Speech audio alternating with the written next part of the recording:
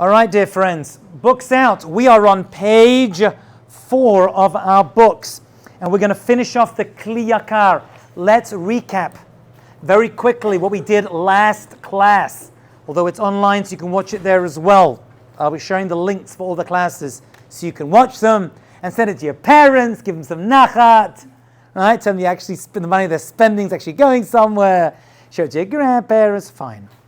The Kli Yakar says, let me tell you a little bit about a human. A human is made up of a soul, a neshama. And we're going to talk about different levels of the soul, but right now we're going to use the word neshama. And without it, we are like animals. Wild animals. That's what he said. But he says, just because you have a soul, a neshama, it does not mean, those who weren't here, by the way, every Hebrew word we write on the board, like neshama, must be written down in Hebrew, translated and understood. And he says that just because you have a neshama, does that mean you're a good person? Does that mean you're a righteous individual? So no, you can have a neshama and act really, really terribly. And you all know such people that do. Because the soul is in a state of, now write these 2 words down, because they're important. The koach. That's the word that is used by the rabbis. Koach means in potential. It's in potential. Our job, he's going to tell us, is to actualize our potential via various good deeds. And the good deeds depend upon who you are, when you live, who you're surrounded by, and all the other many factors we're going to look at. But the actualization of koach or bekoach with potential is, anybody know? Bepoel. Poel is the actualization. Our job is to actualize the potential. So everyone is born with inherent potential, but you're not born good or bad. I know there are other religions that say people are born into sin because of past actions. That is anti-truth and definitely anti-Judaism.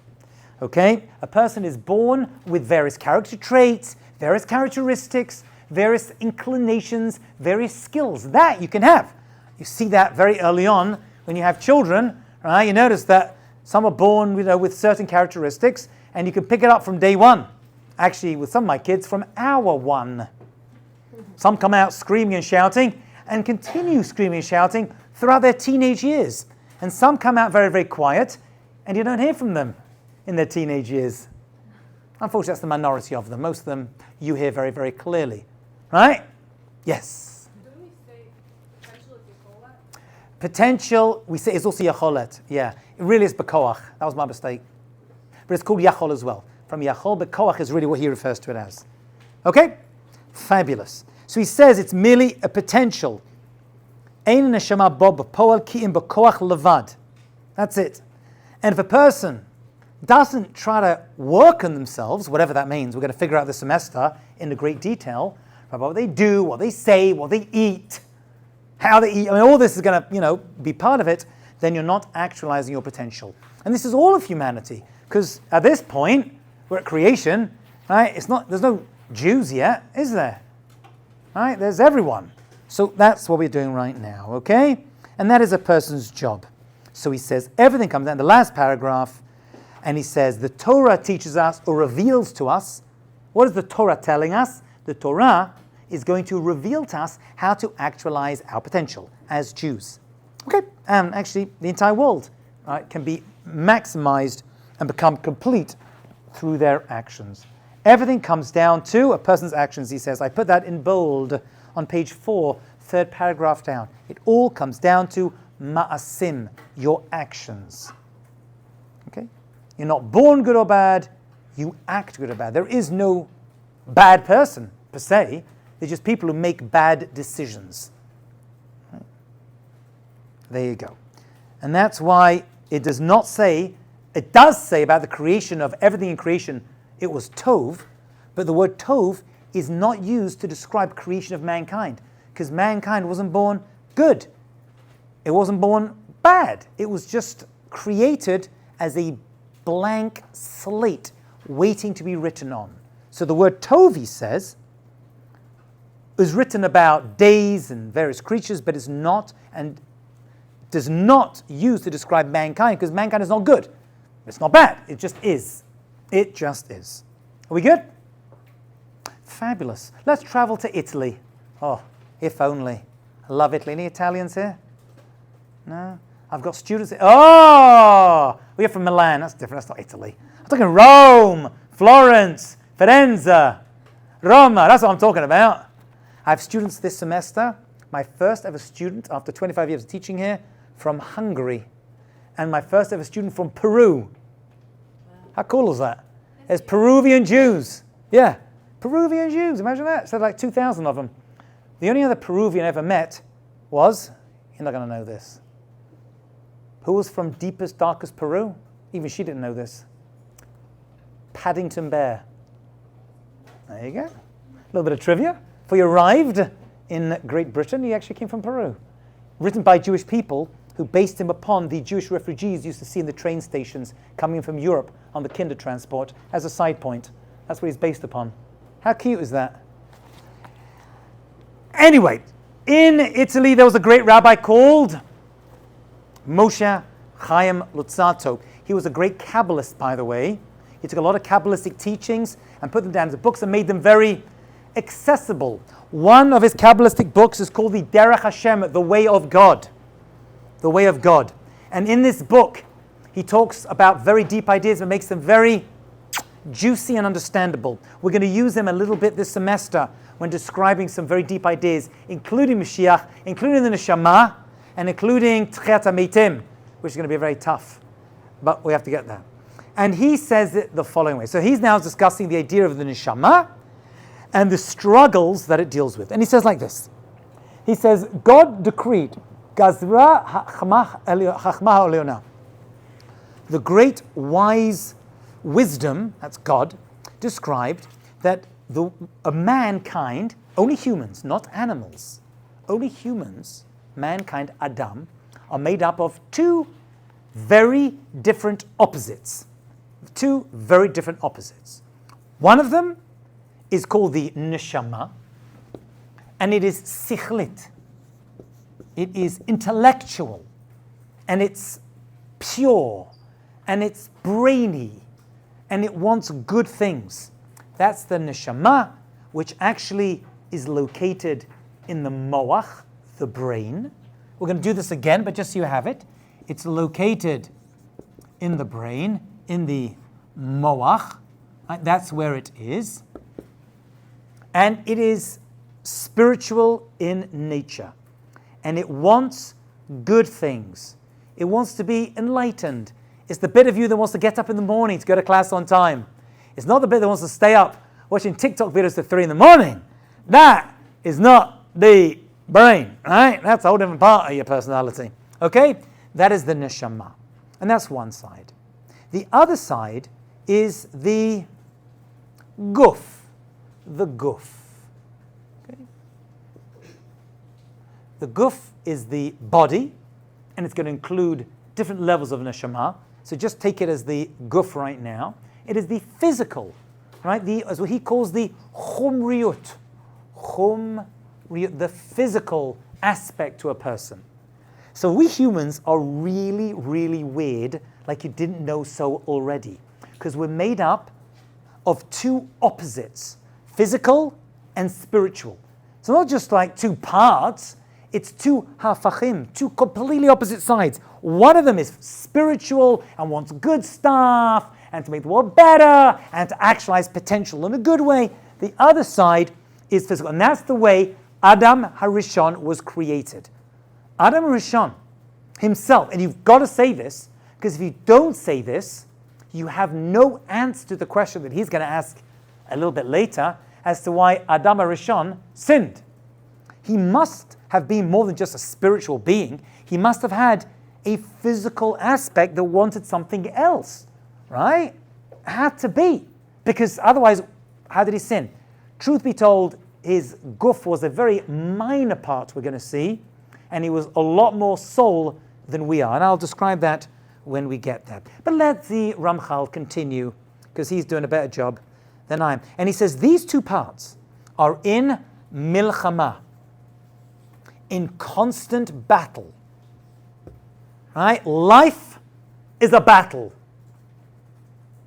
Life is not a highway. Life is a battle. And what is the battle between? You and yourself. Your physical and your spiritual. Your neshama and your guf. We're going to talk about which part of the guf. It's actually the part of the guf called the nefesh, but we'll get there a little bit later. Yes? So we moved on from the Kliyakar and now... We're in the Ramchal. And the Ramchal is kind of like double clicking on the Kliyakar. And he's like, what's he talking about? What does this mean, actualizing potential? I'm going to tell you how it happens. It happens like this. You've got these two sides are fighting it out. And they're really whacking each other. And it's really tough. And it's horrible. And you've got to deal with your bad traits and your bad midot. And everyone's born with their actual inclinations. And he says it's constant. And he says the following. Let's say in a battle, someone's got to win, right? Because that's how battles work. When Napoleon is fighting his battles, I did actually watch that movie on the flight back from London. Very disappointed. Although I do love, history documentaries. It wasn't very good, sadly. Right? It did kind of like washed over a lot of other stuff. But it was good enough. Okay, so Napoleon fought battles. And he won a whole bunch. And then he lost in Waterloo. Which for you is a song by ABBA. But actually Napoleon lost his battle over there. Okay, fabulous. So these two are in constant battle. And one's going to win. If the soul wins, the neshama wins, it lifts up everything, every level of the soul, and lifts the person up, including the body. The body becomes affected by the soul's decisions. The body itself is affected by it. The only question I have on that is, well, who cares about the body? It's going to die and be buried, right? How would you answer that question? Who cares about the body? Mach badly. It's just the body is just the kli, the vessel that carries the soul around, as we're going to see this semester.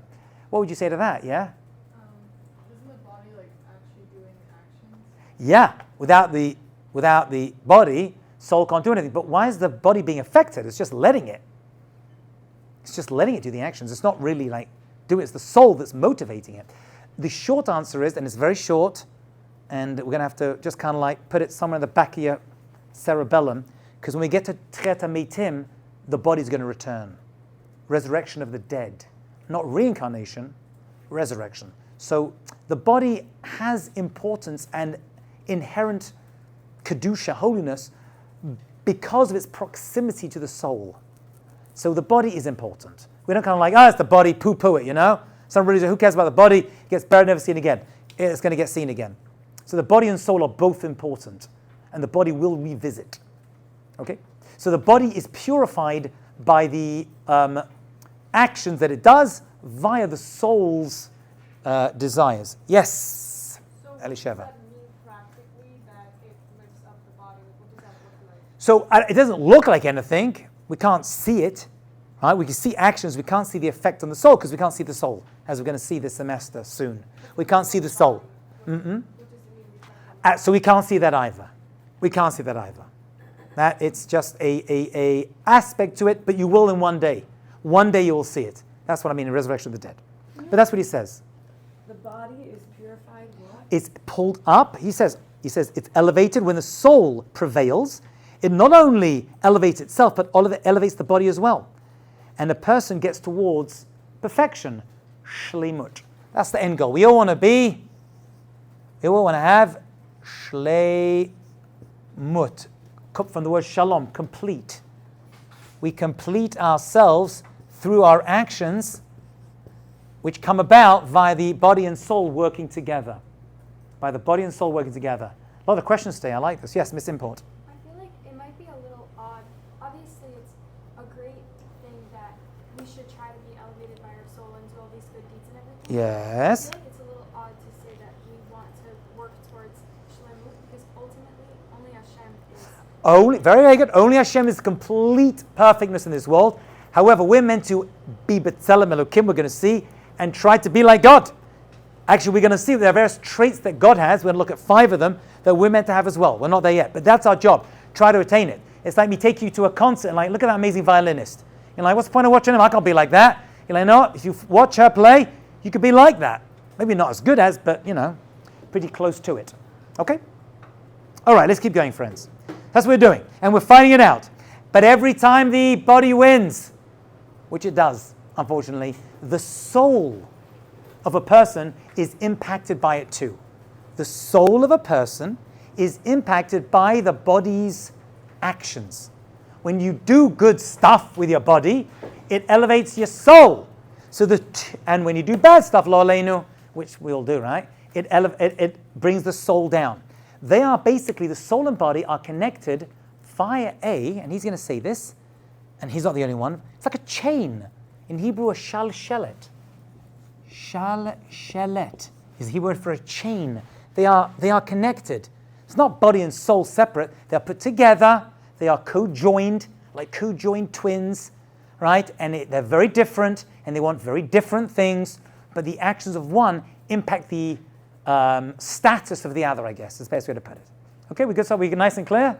We going slow enough? Are we chill? Yeah. Wait, what is shalshelet? It's a chain, and the two are connected like a chain. Actually, all 5 levels of the neshama we're going to see are connected via a chain.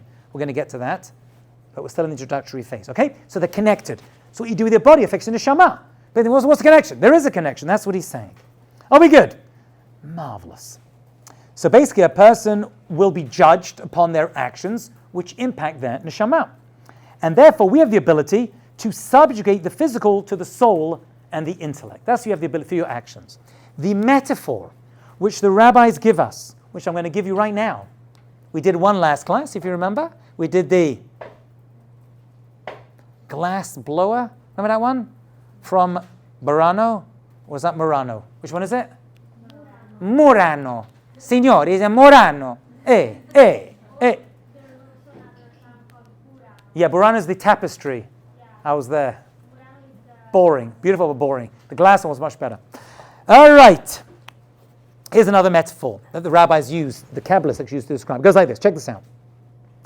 It's basically a horse and a rider. You have a horse and a rider. Okay? The rider has to control the horse.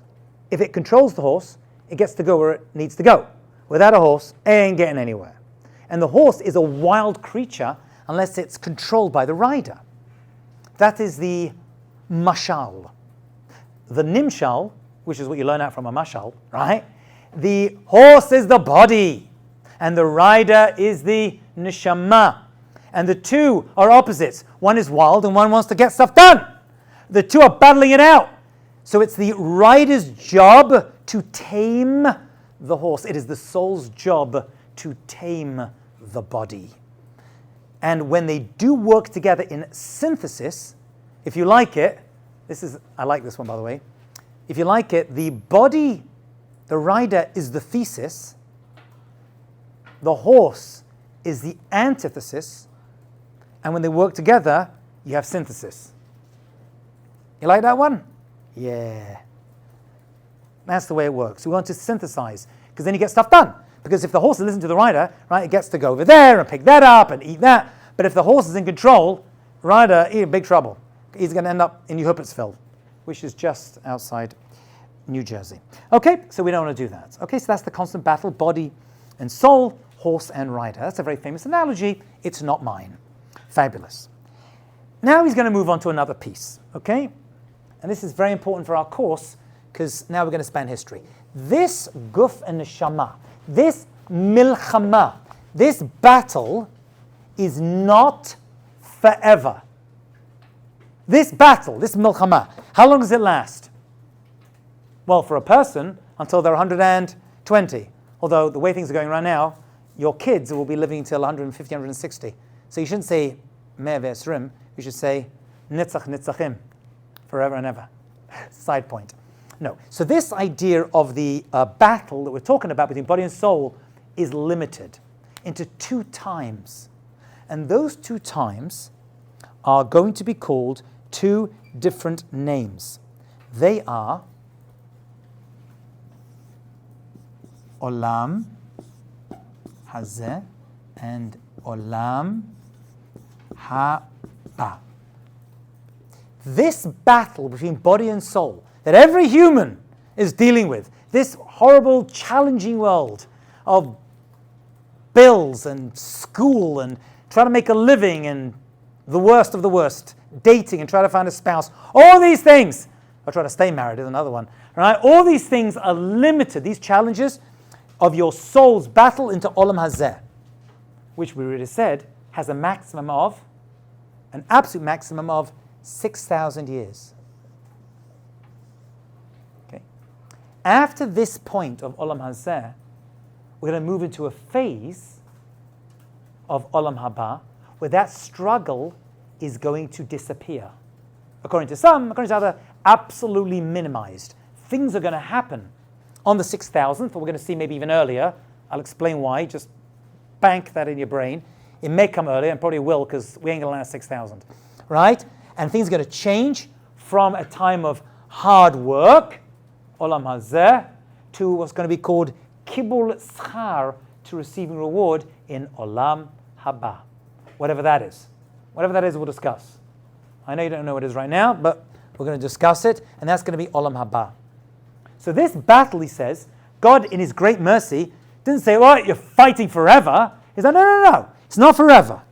Right? You as a person, we as people go to Gan Eden, to Olam Neshamot, but even this world, the situation of this world is not forever in this state. It is a temporary decree because of something that happened, we're going to see, that led us into this situation. So it's a big battle, but the battle is short-lived. Well, it depends how long 6,000 years is, right? Depends if they're short or long. Yes? Olam Haba is a physical world? Olam Haba really refers to the world after resurrection of the dead. Yes. Did we mention this last class? Did we mention this? Olam Haba, we're going to see, is a go-to term for 3 possible times where the soul goes to when a person dies, which actually is not Olam Haba. That's actually Gan Eden or Olam Neshamot. When Mashiach comes, Olam Haba begins, but really it's referring to after the great judgment and resurrection of the dead. That's really what it's talking about. So whatever that means, just leave that aside. You can write it down, but we're going to investigate and double-click and go on a deep dive down there a little bit later. Yes, Elisheva. So the battle is limited to Olam Hazeh. Yes. That's it. This whole Yetzer, that's it. Only Olam Hazeh. That's what he says. Okay, well, he's about to say that, actually. I'm just getting myself. So he says, the path to perfection, distinct time periods for effort and reward. God's goodness, Hashem did a favor. He said, there's a limit to the effort a person is required to expend in order to achieve shlemut. After this period of effort is completed, what he's actually saying is when this whole world thing comes to an end, they achieve perfection and they get to enjoy it for ever. How do you say forever? Well, actually, La'olam, right? But it's actually Netzach. Sorry. Netzach. Netzachim. Forever and ever. It's eternal. God is eternal, and so to Olam Haba is eternal as well. Although it's hard for our finite brains to try to understand the idea of eternity, because we are mortal beings in this particular world. Right? So our brains start to hurt. You know something about eternity you can't figure it out? You're not able to. Because we're stuck in this world of Olam Haba. Okay? Are we good, sisters? Can we keep going? So he says, he said, this battle is milchama of good and bad, of body and soul. And it's horrible, it's tough, it's challenging, right? You have to wake up in the morning and right? And try to figure out, when you get your coffee. All of that. He said, that's why God made us did us a favor. He gave us a time of where a person works, Zman Ha'avodah. He calls this world Zman Ha'avodah. You can write that down. Zman Avodah, the time of work. That's this world. And this is the Zman, the time frame of Kibul Schar, the time to receive reward for the actions that you did in this world. Got it? Those are 2 distinct time periods that relate to the 2 parts of a person. Judaism 101. Okay? And by the way, let's think about it. He's saying Hashem does a nice favor. This one, Olam Avodah, Olam Hazeh, is much shorter than this one. It's forever. So Hashem says, you know what? It's a short sharp, band-aid pull, rip off. Listen, we can go a little bit deeper, which he does and others do, and we're going to talk about reincarnation. It could be that a person has to go through many, many lifetimes, which the Kabbalists do speak about, and we're going to talk about it this semester. We're going to do 2 or 3 classes on reincarnation. So there could be many, many different, forms that a person goes through of body and soul, but as a whole, as a universe, it's a limited time period. Yes, Elisheva. How does reincarnation work if something was cremated or their body is not recovered? Does it work? So if a person, cremation is asur, a terrible, terrible thing. If they are cremated against their will, like in the Holocaust, like those holy people, there's always a part of the body that's not completely destroyed, the luz bone, and Hashem is able to take some of that genetic material, because he's God, and create life from it. So such people. But it is forbidden to actually voluntarily do. Okay? All right. Are we good so far? Can we keep going? Okay. So he says, these 2 periods that we're talking about are as different as the 2 parts of the soul, right? To your body and soul. Because there's a job to be done in both. So he's going to say right now something really, really interesting. I mean, it's obvious, right, if you think about it. Obviously, the conditions of Olam Hazeh, this world, are perfect to help us achieve what we need to achieve. Right? Because if I put you onto a building site, I give you all the tools you need to get your job done. I don't give you like a feather and a bowling ball. I give you a hammer, right? I give you a wrench. So the tools that we are given in this world as humanity and as individuals, because everyone has their own tools, as we said, everyone has their own personality, obviously are there to help us achieve what we need to in Olam Hazeh. You don't put a person on a building site with, a banana. You're not going to do too much with that, are you? So obviously all the circumstances, all the events, and all the events in history, every action, right, that's given to us helps us achieve what we need to in Olam Hazeh. And obviously, Olam Haba, everything that happens over there, starting from Mashiach on, because Olam Haba really begins with Mashiach's arrival, which is what we're getting to. Obviously, everything that happens there are there to help us kibbul schar, to live life in that world too. That's what he says. It's all about the conditions and the talents and, all the stuff that you have. Okay. Great. So he says that. Basically, I just kind of like paraphrase the paragraph. Okay. We chat GPT'd it. You're welcome. A period of earning and reward are different. It's all about the experiences, but they're going to be very, very different in the two. Because when you're striving to perfection, you need certain stuff, right? And in order to get the most reward. But the most challenges obviously come in Olam Hazeh, because challenges help us become better versions of ourselves. And that's only in Olam Hazeh. There's no challenges in Olam Haba, because you don't need them there. Because Olam Haba is all about getting stuff. Got it? All right. He says the period of reward, Olam Haba, he says, is the exact opposite. Okay? It's going to be a place of enjoyment, and it's appropriate that a person's soul should be able to shine out a lot more. Now, we're going to talk about Mashiach later in the semester, and Mashiach has to be the starting point of Olam Haba. Why Mashiach? Because Mashiach we're going to see as a king, and the Jewish people are going to be in Israel, so everything's going to manifest itself, and that's a period. It's going to take time. It's a messianic era. There's a pre, there's a during, and there's a post, and we're going to look at all three. There's a lot written on all three.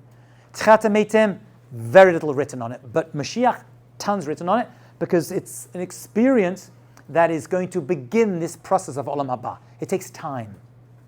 Okay, we're going to be able to lean into it, and that's what he says. These 2 worlds that God created are Olam Hazeh and Olam Haba. By the way, I just have to translate a word for you, and that is Olam. Olam. Olam we translate as world, but the word Olam actually means something else. And as you know from last class, you need to write this down, because we're going to talk about Olam, we're talking about world, so what does Olam actually mean? So it's from another Hebrew word, which is He'elam, which means hidden. hidden. Olam is the same word as hidden. Why? So it goes like this, and it works on both. You see, God hides himself in this world, and our job is to find God in this world via events and using the Torah and using, our eyes to see the great events. So God hides, although he created this world, he's hidden inside it. He is nistar, God bless you. He is ha'elam. Just like the soul is hidden in the body, Hashem is hidden in this world. So what about olam haba? So olam haba means the world to come, because that world is hidden away from us until it happens. When it happens, it won't be olam haba anymore. It's going to be now. Not the world to come, it just is. So it's hidden from us. That's how the rabbis understand this. Okay, so the word olam means hidden. How does God hide himself in this world? He uses something called teva, nature. I don't mean those very uncomfortable sandals you buy on your trip to Israel that you're never going to wear again. And I don't mean the Israeli pharmaceutical company that's doing terribly. I'm talking about the idea of nature. God hides himself in teva. In teva. Teva is God's way of hiding himself. He hides himself in nature. Nature, if you will, is the mask that God, the sun and the moon and the stars, and sometimes every day, right? The world we see, the trees come up when they're fed. All of this world made up of nature, but nature, I know people, call God nature, right? They say God is nature. He's not. He uses nature. And if they're really religious atheists, they say Mother Nature. That's like the Haredi atheists, It's not. God uses nature to mask himself in this world. Our job is to pierce through nature and see God behind nature as being the cause and catalyst of natural events in this world. That's our job. That's one way in this world. By the way, when we talk about miracles, which we will, because Mashiach is going to reintroduce miracles to this world, as the prophet Joel is going to tell us when we get there, right? We're going to have to pierce through the mask of nature in order to see God behind. That mask is going to be unveiled and removed when Mashiach comes. It's going to be much easier to see God in this world. Right now, it's a whole job. Okay? All right. So that's the word olam. That's the word. So by the word teva means nature, but it also means to sink. Latbeya is to sink, because you can sink into this world and think this is it. It's only olam hazeh. Right? What do atheists say? There is only this world. After you die, nothing. This is antithetical to Judaism, right? Because you've sunk into this world. You've seen nature as be the be-all and end-all. That's why you can also see the word teva as nature, but the word teva is related to another word, which is, I know I'm throwing a lot at you today, a matbeya. What's a matbeya? Coin. A coin. Why? Why is the word for nature the same as a coin? What makes a coin so special? It's the image embossed on it. That's what gives it its value. This world has God's image imprinted on it. So teva is a double-edged sword. You can sink into it. The word teva means to sink in, right? You can sink into nature, or you can see God's imprint on this world. It's up to you. That is the challenge of olam hazeh, of this world. Do you see nature as it? That's just what it is. It's all nature. It came around by itself. Or do you say, no, there's a God. He imprints himself in this world. You can see God in this world, just like a print on a coin. Or do you sink into it and say, this is all there is? That's part of the challenge of olam hazeh. There you go. Some cute Hebrew words for you. Fabulous. Okay? Any questions on anything we said so far? Are we cool, me and you? All right.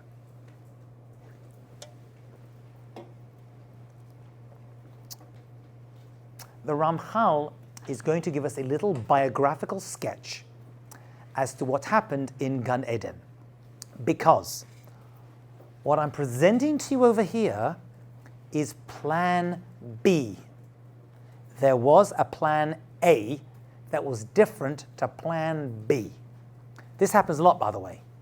For example, the Jewish people were meant to go straight into Israel after leaving Egypt. That's plan A.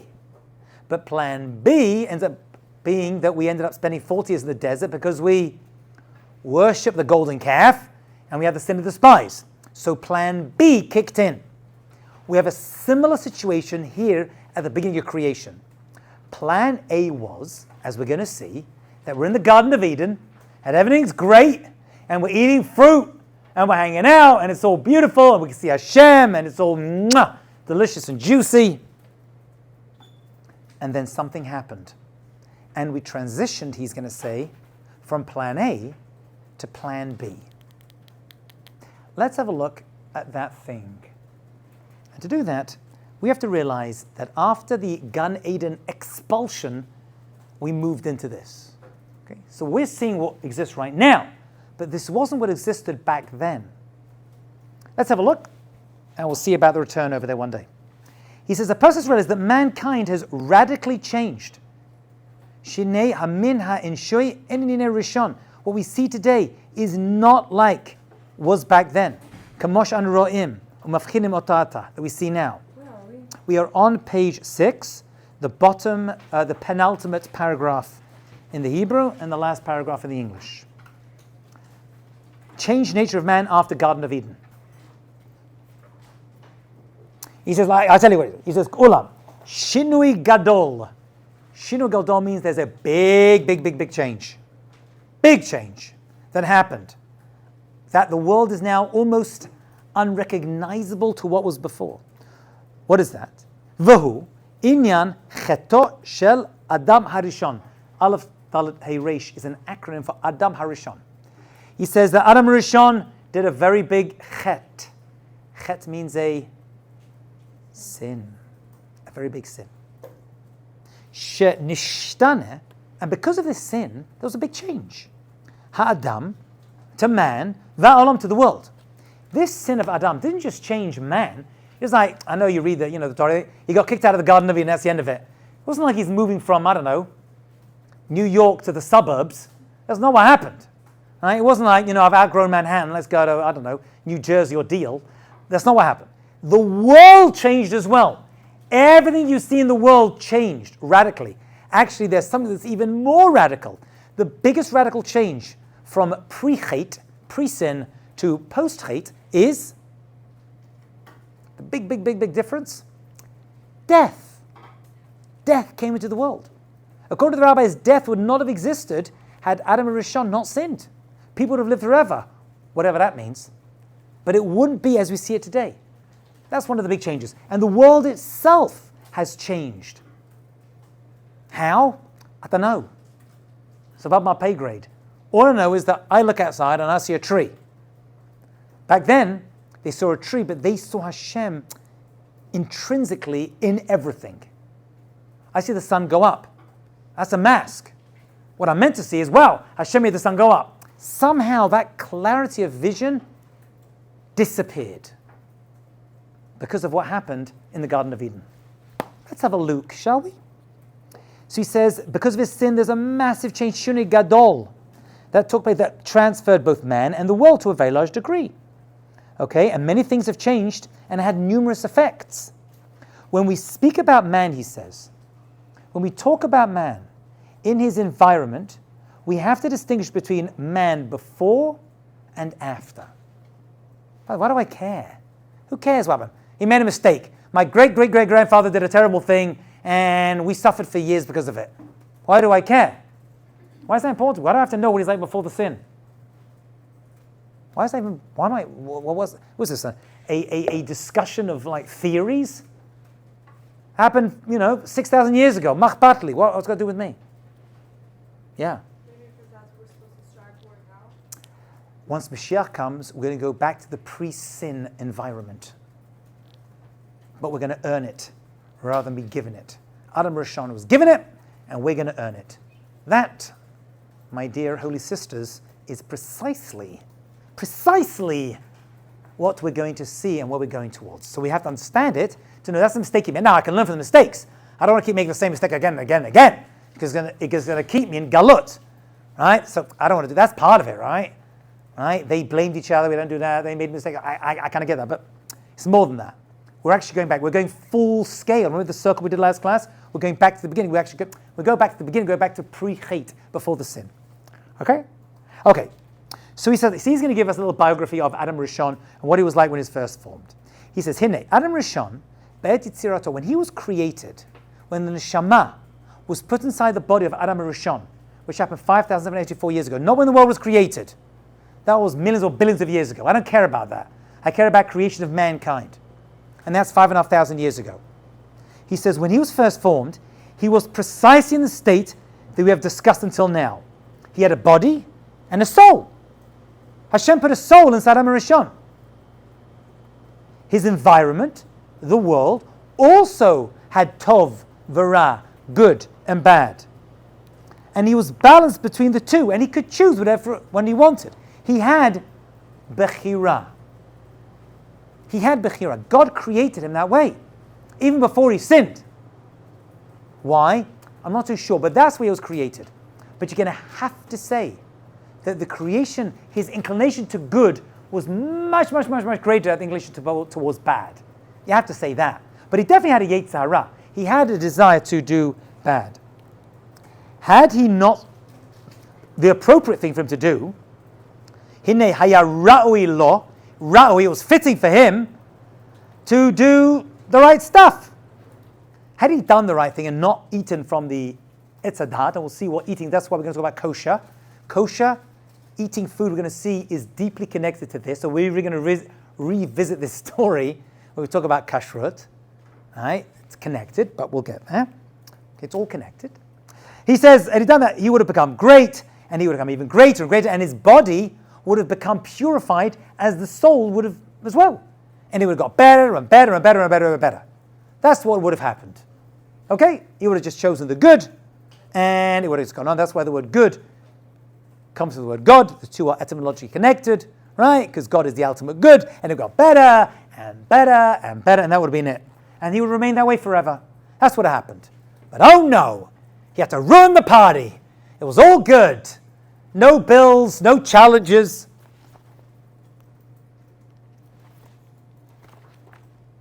And he continues and says, you know, this whole soul thing, he's going to do one paragraph about this. He says, normally we are aware of the soul's existence because it gives us life and the ability to think.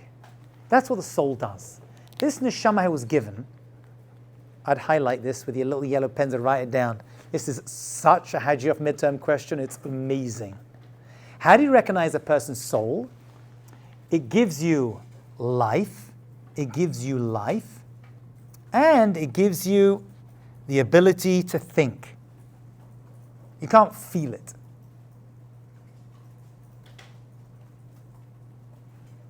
Life and machshava, to think. That is the neshama, the soul. That's how it can be seen. Animals do not have a neshama, they have a nefesh. They think, but not like we think. They don't have free will decision. They don't have this challenge of body and soul. Okay? So the soul, because it has the ability to think, and it's alive, it gives life to the body, has the power to elevate the body step by step. That's what it was meant to do, even from the beginning, in plan A. And then came the big sin.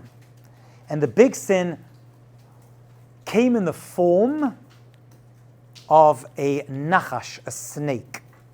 The snake is a metaphor for the yetzer hara, the evil inclination.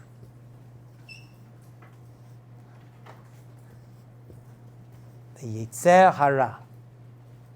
Notice that the snake, the yetzer hara at that time, was outside of Adam Rishon. It was external. Right? So it could be seen, it could be handled in a much better way. It's easy. When you see it in front of you, you get to deal with it. And that's what he did. He still chose to listen to the nachash, the yetzer hara. After this point, the nachash, as it were, the yetzer hara, entered into us. It became a lot more murky, a lot more grey to figure out that which is good and that which is bad, as he's about to tell us. Okay, so let him do it in his own words. How long do we have? What time does class finish? Oh, we have time. Okay, we have time. Okay, good, because I want to finish this piece off, and then we can move on to the next piece. Okay. So he says, let's say Adam had not sinned. Let's say he wouldn't have sinned. Let's say he would have got it right from the beginning. That's the next question. And why are we investigating this? Because we're going to go back there, right? That's our plan. That's my plan anyway. I don't know about you. So he says, when man sinned, he didn't just like do it for himself. He caused evil to increase in this world. That's what he did. There was evil, but it was small. It was contained. But there was a nuclear reactor explosion, and suddenly the gas, right, the Chernobyl gases and radiation started to leak out and to affect the rest of the world forever. Well, until Olam Haba. There's a 6,000 year radioactive contamination, right? He caused evil to increase, both in himself, he says, and in the world. There's just more bad out there, more evil. He kind of let it loose. He let it escape. Actually, the nuclear explosion, I've never given it as a metaphor. It works quite well in this, right? That's what he did. And thereby it became harder to do good. Before the sin, it was easier to do good. It was just, there was no strong Yitzhara that was pulling you away. It was just easier.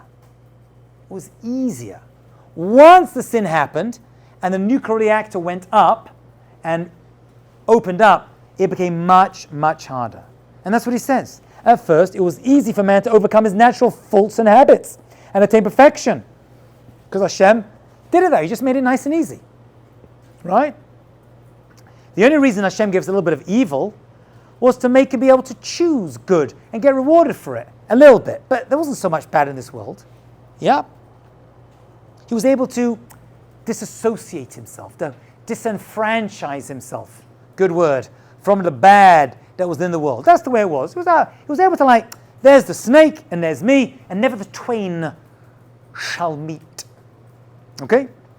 But when he sinned, when he ate, when he listened to the eights, when he took from the Eitz Hadat, there was one tree that he was not allowed to eat from. Remember that? Because there was knowledge somehow, whatever this means.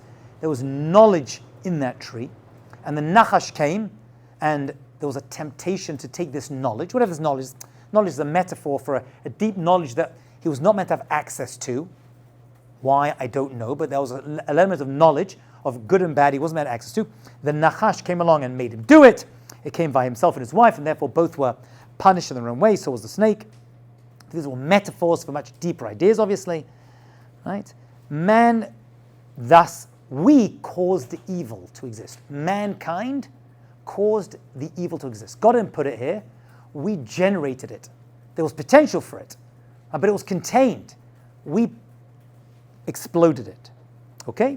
And therefore, achieving perfection became much, much more difficult. So that's where it was. The effort required to earn perfection was therefore doubled. It used to be you did a little bit of work and you were perfect. And now he says, after the sin, the idea of achieving perfection got much, much harder. And that's why your lives are so miserable. Thank you, Adam Harishon. Yeah. On that note, we're all still paying for his sin. Yes. So I'm curious, like, do we all have him within us? Are we certain that we all want to be in that same state? What an amazing question. Hear the question? You're going to have to say, there's a little bit of Adam Harishon in all of us. And the answer is absolutely. Every neshama that exists throughout humanity, it's not just the Jew, every, are found inside. He's the Rosh of all neshamot. We're going to see actually that there are a limited amount of souls that need to come out, stored in a place in Shemaim called the Guf, the body. We're going to see later on. And when the last one comes out and does its final tikkun to fix up the original sin, Olam Haba begins. We're waiting for that last soul. But yes, you have to say that every single human has an element of Adam Harishon's soul inside them. Precisely. Thank you for that. You're doing my job for me. Take 10%. Okay. So therefore, what we're trying to do, look at the bottom. Here's the punchline. Who's like a good punchline? He says the idea of this world is to go back to the state in which we existed before the first sin. That's what Olam Haba actually means. It's not a new world. It's a world to come. We generated this bad world, but we're going back to what it was beforehand. But it's going to be even better because it's the difference between a free gift and one you worked for. And we all know the one you work for, right? If you just walked in to my class at the beginning of the semester and said, here's your A, I don't want to see you again, right? You wouldn't feel so, you probably would feel good, right? But you wouldn't feel very accomplished. But if I make you go through the 26 classes, take a midterm and a final, and you get an A, you're going to feel more accomplished. That's pretty much what it is. It's simple like that. The expression is a bread of shame. He was given a bread of shame by just being given perfection. It can't be given, you got to achieve it and earn it. And that's what Olam Hazeh is all about. Yes? So when Adam sinned from the Yetzer, like was that, like, because we're saying that there was already a Yetzer Hara and a Yetzer Tov. There had to be. Oh, he wouldn't be able to choose bad. There was some kind of Yetzer Hara, but it was much less than we have today. So when he sinned, that's when all of them. Like, That's when the nuclear reactor went up and the Yetzer Hara became a lot more permeated inside him, or us, and the entire world. Everything changed. We can't fathom what it was like. It's like I had a teacher when I was in school. He said, try to think of a new color. You have that question? Try to think of a color that doesn't exist. You can't do it, right? It's like, how can you imagine up in your mind a new color? I guess it's possible, but I can't. Same thing. I can't imagine such a world pre the sin of Adam Rishon, because I'm so stuck in this world. It's like turning to a fetus. And this analogy is not mine. It's a very famous analogy. And saying there's a world out there, right? It's like there's a whole world out there. You know what are we talking about? This is great. I get to eat whenever I want. I got the tube coming in. I get whatever I need. Right? And I know there's a whole world out there. I can't. It's unfathomable. That's what he's saying. That's a very good joke I heard recently on this one. I was giving a talk, and I mentioned this analogy of a baby in the womb that gets whatever it wants, right? A fetus in Hebrew is an uber. An ubar is a fetus. So I said it gets all the food that it wants. It gets drinks, it wants some toast, it bangs, it wants some sushi, it bangs, it comes in the pipe, it all comes in. So there's a rabbi sitting next to me, Rabbi Fahi, who's my good friend and colleague, and he's like, yeah, Uber eats. Get it? Uber eats, you get to order whatever you want. That was a good joke. It was Tisha B'Av, I'm laughing 30 seconds off that one. You see on video, I'm dying with laughter. I was only upset, I didn't think of it first. It's annoying. All right? Questions?